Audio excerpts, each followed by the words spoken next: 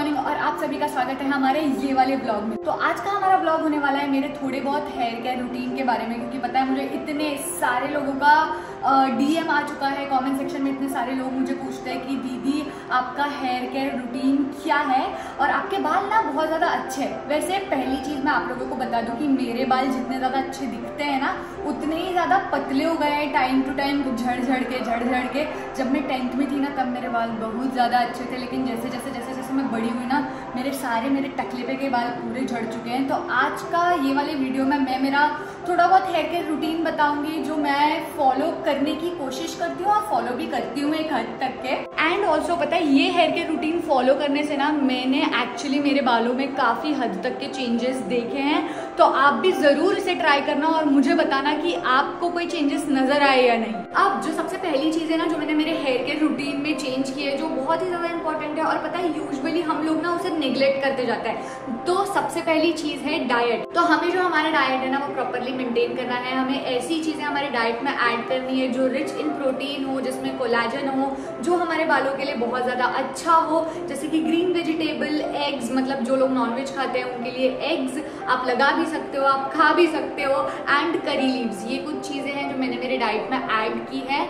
तो इससे ना मैं रेगुलर बेसिस पर नहीं खाती हूँ। अब जैसे कि ग्रीन वेजिटेबल्स हो गए, तो ग्रीन वेजिटेबल्स तो हम रेगुलर बेसिस पे खा सकते हैं, लेकिन जो एग्स हो गए वो हम रेगुलर बेसिस पे नहीं खा सकते, क्योंकि अगर हमने ज्यादा एग्स खा लिए तो हमारे स्किन पे भी काफी ज्यादा इफेक्ट होने लगता है, पिंपल्स आने लगते हैं। तो मैं ट्राई करती हूँ कि 2 दिन में एक बार मैं एक अंडा तो जरूर खाऊं। और करी लीव्स तो बहुत ज्यादा इंपॉर्टेंट है। पता है मैं लिटरली मेरे हर एक खाने में करी लीव डालती ही हूँ ना। अब इसके अलावा एक और चीज है जो है आंवला। अब आंवला अगर आप लोगों को पसंद है तो आप वो ऐड कर सकते हो अपने डाइट में। मुझे ना उसका टेस्ट इतना कुछ खास पसंद नहीं है, इसलिए मैं वो खाती नहीं और यहाँ पे मिलता भी नहीं है वो। तो ये थी सबसे पहली चीज जो मैंने मेरे हेयर केयर रूटीन में इंक्लूड की है। अब जो दूसरी चीज है वो है एक हेयर ग्रोथ सिरम जो हमारे बालों को हेल्प करे अच्छे से ग्रो होने के लिए और हमारा हेयर फॉल रोकने के लिए। तो मैंने ना ये वाला प्रोडक्ट हाल फिलहाल में यूज करना शुरू किया है, द डर्माको का 20% active peptide stem cell hair growth serum. इसमें ना रिडेंसिल है जो हमारे बालों की डेंसिटी को बढ़ाता है, और इसमें एनिटिन है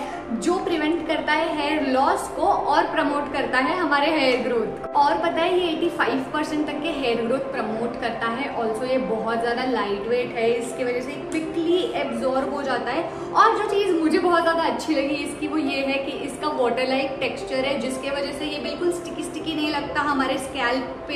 एंड ऑल्सो ये आप दिन में कभी भी लगा सकते हो। इसे लगाने के बाद हमें बाल धोने की बिल्कुल भी जरूरत नहीं है until your next hair wash cycle. अब जैसे मैंने आप लोगों को ये ब्लॉग के स्टार्टिंग में ही बताया कि ये सारी जो चीजें हैं ना ये मैं कुछ टाइम से करते आ रही हूँ, including this hair growth Siram.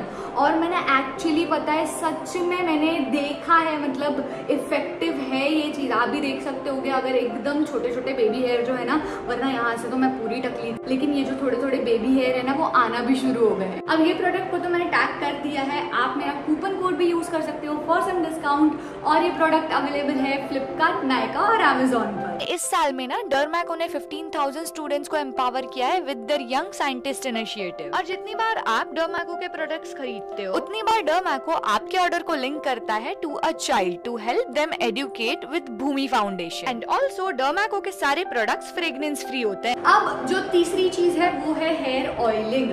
अब वो आप पे डिपेंड करता है कि आप कौन सा हेयर ऑयल यूज कर रहे हो, कोकोनट यूज कर रहे हो, ऑलिव ऑयल यूज कर रहे हो, रोजमेरी ऑयल यूज कर रहे हो, या कौन सा ऑयल यूज कर रहे हो। मैं तो पर्सनली बचपन से कोकोनट ऑयल ही यूज करते आ रही हूँ। और पता है यूजुअली हम लोग हेयर ऑयलिंग करते वक्त क्या मिस्टेक करते हैं कि अगर हमें अभी बाल धोना है 1 घंटे बाद तो हमें 1 घंटे पहले ऑयल लगा तो लेते हैं, लेकिन ये डायरेक्टली लगा लेते हैं ऐसे करके। लेकिन ये हमें बिल्कुल भी नहीं करना है। पता है मैं क्या करती हूँ, मैं हमेशा ऑयल लगाने के पहले ना उसे थोड़ा सा एकदम कुनकुनाम, जिसे ल्यूक वार्म बोलते हैं हम, थोड़ा सा ल्यूक वार्म कर लेती हूँ। लेकिन इसमें एक और चीज ऐड होगी, और पता है वो एक चीज क्या है, करी लीव। मैं हमेशा करी लीव ऑयल में डालती ही हूँ। अगर आप लोगों के पास मेथी दाना है तो आप मेथी दाना भी डाल सकते हो। ऑल्सो मैंने सुना है कि इसमें प्याज भी अगर आप डालोगे ना तो वो भी आपके बालों के लिए बहुत ज्यादा अच्छा होता है, लेकिन अभी मैंने प्याज वगैरह तो मैं नहीं डालती हूँ, मैं सिर्फ और सिर्फ इसमें करी लीव्स ही डालती हूँ। तो चलो फिर फटाफट से इसको गर्म करते हैं और अपने बालों पर लगाते हैं। तो अब जो हमारा तेल है वो बहुत अच्छे से गर्म हो चुका है, इसको लगाने के लिए चलते हैं। और लगाते वक्त मैं आप लोगों को कुछ चीजें बताऊंगी जो मैं फॉलो करती हूँ। वैसे तो आप लोगों ने बहुत लोगों से सुना होगा कि तेल जब हम सर पर लगाते हैं तो अच्छे से मसाज कर कर लगाना होता है। वैसे तो मार्केट में बहुत सारे स्कैल्प मसाजर भी अवेलेबल है, आप वो भी यूज कर सकते हो, लेकिन पता है मुझे ना अपने फिंगर टिप से ही अपने सर को मसाज करना ज्यादा अच्छा लगता है। अब स्कैल्प पर तो हम लोगों ने ऑयल बहुत अच्छे से लगा लिया है, लेकिन एंड्स को पता है यूजुअली हम लोग भूल जाते हैं और एंड्स पे हम तेल नहीं लगाते। लेकिन हमारे बाल जो है ना वो स्कैल्प से भी ग्रो करते हैं और एंड्स से भी ग्रो करते हैं, इसीलिए हमें एंड्स को भी नरिश करना बहुत ज्यादा इंपॉर्टेंट है। अब तेल लगा के मेरा हो चुका है, इसको मैं अभी कम से कम 1 घंटा अपने सर पे ऐसे ही रखूंगी, उसके बाद हेयर वॉश करने जाऊंगी। अब जो चौथी चीज है वो है हमारा हेयर वॉश, अब जो चौथी चीज है ना वो है हमारा शैम्पू। अब शैम्पू यूजुअली पता है हम क्या करते हैं, हम डायरेक्टली हाथ में लेते हैं, ऐसे ऐसे करते हैं, थोड़ा सा फोम क्रिएट करते हैं, डायरेक्टली बालों पर अप्लाई करते हैं, which is not good for our hair. क्योंकि जो शैम्पू होता है ना वो काफी ज्यादा कॉन्सेंट्रेटेड होता है, इसलिए पहले हमें उसे पानी में लेके अच्छे से डाइल्यूट कर लेना है। पानी में लेने के बाद उसका फोम जो है वो अच्छे से क्रिएट कर लेना है, फिर अपने स्कैल्प पे डालना है। अब अगर आपके बाल मेरे जैसे है ना, स्कैल्प पे बहुत ज्यादा ग्रीसी हो जाते हैं, दो 3 दिन के बाद ही आपका जो स्कैल्प है वो ग्रीसी हो जाता है और जो एंड्स है वो तो ड्राई ही रहते हैं, तो ऐसे में what we have to do कि जो शैम्पू हम लोगों ने मिक्स किया है ना, पानी में फोम क्रिएट किया है ना, वो हमें हमारे स्कैल्प पर डाल के अच्छे से मसाज करना है। स्कैल्प का जो शैम्पू होता है ना उसको थोड़ा थोड़ा लेकर हमें नीचे लेकर आना है और हमारे एंड्स को अच्छे से वॉश करना है। अब शैम्पू के बाद आता है कंडीशनिंग। तो कंडीशनर जब हम हमारे बालों पर लगाते हैं, यूजुअली पता है, ये तो हम सबको पता है कि कंडीशनर जो है वो बालों के लेंथ पे लगता है, ना कि स्कैल्प पे। लेकिन बहुत सारे लोगों को ऐसा लगता है कि यार कंडीशनर से हमारे बाल काफी ज्यादा स्मूथ हो जाते हैं, तो चलो थोड़ा सा स्कैल्प पे ऐसा कर लेता है ताकि यहाँ के भी बाल काफी ज्यादा स्मूथ हो जाए। लेकिन कंडीशनर जब हम हमारे स्कैल्प पे लगाते हैं ना तो हमारा स्कैल्प ग्रीसी जो है ना वो कुछ ज्यादा जल्दी हो जाता है, ये मैंने ऑब्जर्व किया है। इसीलिए ना ज्यादातर जो कंडीशनर है, पहले तो वो मैं बहुत ऐसे क्वांटिटी में लेती हूँ, एडिक्वेट क्वांटिटी में, ना कि बहुत ज्यादा ना ही बहुत कम, एडिक्वेट क्वांटिटी में लो उसे और अपने बालों पर अच्छे से लगाकर सिर्फ और सिर्फ 2 मिनट के लिए रखो और उसके बाद हेयर वॉश कर दो। अब मैं हेयर वॉश कर आ चुकी हूँ और मुझे पता है कि मैं कुछ ज्यादा ही आप लोगों को तैयार दिख रही होंगी, वो इसलिए क्योंकि अभी मुझे एक शूट करना था, तो मैंने सोचा कि ये वीडियो भी कंटिन्यू कर लेते हैं सबसे पहले।